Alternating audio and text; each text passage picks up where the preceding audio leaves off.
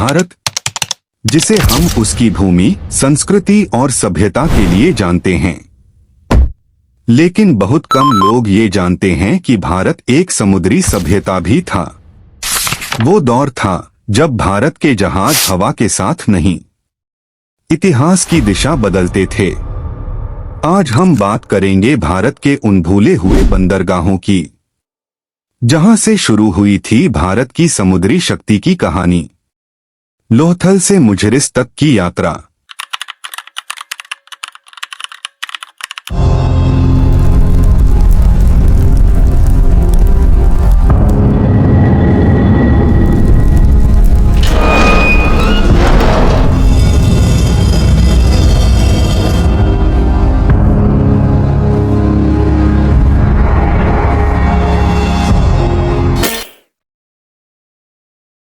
भारत, जिसे आज हम उसकी भूमि, संस्कृति और सभ्यता के लिए जानते हैं, लेकिन बहुत कम लोग ये जानते हैं कि भारत एक महान समुद्री सभ्यता भी था। वो समय था जब हड़प्पा की मिट्टी से सिक्के नहीं बल्कि समुद्री रास्ते बनते थे, रास्ते जो अरब, मिस्र और फारस तक फैले थे। भारत के जहाज सिर्फ वस्तुएं नहीं ले जाते थे, वे ज्ञान, कला और संस्कृति भी साथ लेकर चलते थे। इन जहाजों पर सवार होते थे भारत के कारीगरों के सपने, जो मोती, कपास, तांबा और हाथीदांत के रूप में दुनिया के कोनों तक पहुंचते थे। और इस महान यात्रा की शुरुआत हुई गुजरात के लोथल से, जहां बना था दुनिया का सबसे पुराना डॉकयार्ड, जिसने भारत की समुद्री शक्ति को जन्म दिया। लोथल गुजरात का एक छोटा सा गांव, लेकिन 4000 साल पहले यह था दुनिया का सबसे पुराना डॉकयार्ड। यहां से भारत मेसोपोटामिया यानी आज के इराक तक व्यापार करता था। तांबे के बर्तन, मनके, हाथीदांत और सूती धागे भारत के आर्टिसंस की पहचान बन चुके थे। इस डॉक का निर्माण इतना एडवांस्ड था कि मॉडर्न इंजीनियर्स भी आज इसकी डिजाइन देखकर हैरान हो जाते हैं। यह केवल एक व्यापारिक स्थल नहीं था, यह भारतीय समुद्री शक्ति और तकनीकी ज्ञान का प्रतीक था। सोचिए, उस समय के जहाज यहां से समुद्र में निकलते थे, लेकर भारत की समृद्धि, कला और संस्कृति की खुशबू। हर जहाज एक कहानी, हर व्यापारिक रास्ता एक ज्ञान का प्रवाह था। लोथल के डॉकयार्ड में इस्तेमाल की गई तकनीक आज भी हमें यह सिखाती है कि हमारी प्राचीन सभ्यता कितनी विकसित थी। यहाँ का पानी सिर्फ पानी नहीं था, यह संस्कृति, ज्ञान और सपनों का मार्ग था। जहाजों की लहरों के साथ भारत की कला और कौशल दुनिया के कोनों तक पहुंचती थी, जहां लोग भारत की समुद्री शक्ति और व्यापारिक बुद्धिमत्ता को देखते थे और सम्मान देते थे। यह हमारी प्राचीन सभ्यता की कहानी है, जो सिर्फ मिट्टी और पत्थर में नहीं बल्कि समुद्र की लहरों में भी जिंदा है। अब बढ़ते हैं भृगुकच्छ की ओर, जिसे रोमनों ने बरयगासा कहा। यह गुजरात का एक प्राचीन बंदरगाह था, जहां से भारत की समृद्धि समुद्र के रास्ते पश्चिमी दुनिया तक पहुंचती थी। यहां से मसाले, कपड़े और मोती रोम, मिस्र और यूनान तक भेजे जाते थे। सदियों पुरानी एक ग्रीक किताब, पेरिप्लस ऑफ द एरिथ्रियन सी में इसका विस्तृत जिक्र मिलता है। उसमें लिखा है कि भारत से आने वाली हर वस्तु सोने में तोली जाती थी, यानी भारत केवल वस्तुएं नहीं बेचता था, वह अपनी गुणवत्ता, कला और प्रतिष्ठा का निर्यात करता था। कहा जाता है, रोम की औरतें भारत के रेशम और इत्र की दीवानी थीं। वे भारतीय रेशम को शाही पोशाक मानती थीं और उसकी खुशबू को अपने महलों तक ले जाती थीं। भृगुकच्छ सिर्फ एक बंदरगाह नहीं था, यह भारत और रोम के बीच संस्कृति, व्यापार और विश्वास का सेतु था।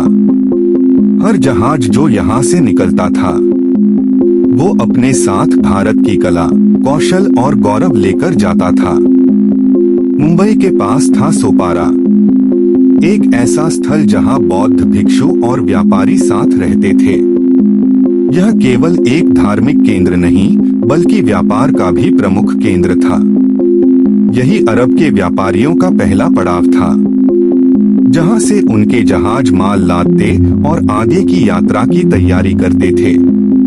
सोपारा के पास ही था चौल नाम का बंदरगाह, जहां से भारत के मसाले, कपड़े और कीमती वस्तुएं अरब देशों को भेजे जाते थे। ये दोनों बंदरगाह, सोपारा और चौल, भारत को पश्चिमी दुनिया से जोड़ते थे और केवल व्यापार नहीं, बल्कि धर्म, संस्कृति और विचारों का भी मार्ग बनते थे। सोचिए, उन दिनों समुद्र की लहरों के बीच भारत की खुशबू, कला और ज्ञान अरब की धरती तक पहुंचती थी और दोनों सभ्यताओं के बीच एक अनोखा संबंध बनता था। अब चलते हैं दक्षिण भारत, जहां था भारत का सबसे रहस्यमय बंदरगाह मुजिरिस। मुजिरिस, जिसे इतिहास में कहा गया the lost port of India, यह वह स्थान था जहां से भारत और रोम के बीच सबसे बड़ा व्यापारिक संबंध बना। यहां से निकलते थे भारत के मसाले, हाथी दांत, मोती और रेशमी वस्त्र, और आते थे रोम से सोने के सिक्के, शराब और विदेशी वस्तुएं। यह बंदरगाह केवल व्यापार का केंद्र नहीं था, यह दो महान सभ्यताओं का संगम था, जहां व्यापारी सिर्फ वस्तुएं नहीं, बल्कि भाषा, विचार और संस्कृति भी बांटते थे। मुजिरिस की गलियों में रोमन सिक्कों की चमक, भारतीय मसालों की खुशबू और समुद्री हवा की आवाज एक साथ मिलकर इतिहास की एक अद्भुत धुन बनाती थी। लेकिन फिर एक दिन समुद्र ने सब कुछ निगल लिया। एक भीषण बाढ़ ने मुजिरिस को मिटा दिया। नदियां दिशा बदल गईं, रास्ते डूब गए और वो समृद्ध नगर धीरे धीरे समय की गहराइयों में खो गया। सदियों तक इतिहास मौन रहा, लोग केवल किंवदंतियां सुनते रहे। फिर 2004 में जब केरल की मिट्टी ने अपने रहस्य खोले, तो निकले रोमन सिक्के, एम्फोरा के टुकड़े और प्राचीन जहाजों के निशान। हर वस्तु एक कहानी कह रही थी कि भारत और रोम के बीच कभी कितना गहरा रिश्ता था। आज मुजिरिस भले ही मिट्टी में दफन हो, पर उसकी लहरें अब भी इतिहास की आवाज हैं। हर बार जब समुद्र गरजता है, ऐसा लगता है जैसे वो वही पुराना बंदरगाह पुकार रहा हो, जो कभी भारत की समृद्धि, बुद्धि और समुद्री गौरव का प्रतीक था। मुजिरिस हमें याद दिलाता है कि भारत की सभ्यता केवल धरती पर नहीं बनी, बल्कि समुद्र की लहरों में भी जिंदा है। ये बंदरगाह सिर्फ व्यापार के केंद्र नहीं थे, ये भारत की समृद्धि, कला और आत्मा के प्रतीक थे। यहाँ से उठती थी हवाएं, जो भारत की खुशबू, उसकी मिट्टी और उसके सपनों को दुनिया के हर कोने तक ले जाती थी। हर जहाज, हर लहर एक कहानी थी भारत की पहचान की, जहां मसालों की महक और समुद्र की लहरें एक साथ मिलकर सभ्यता की धुन बनाती थीं।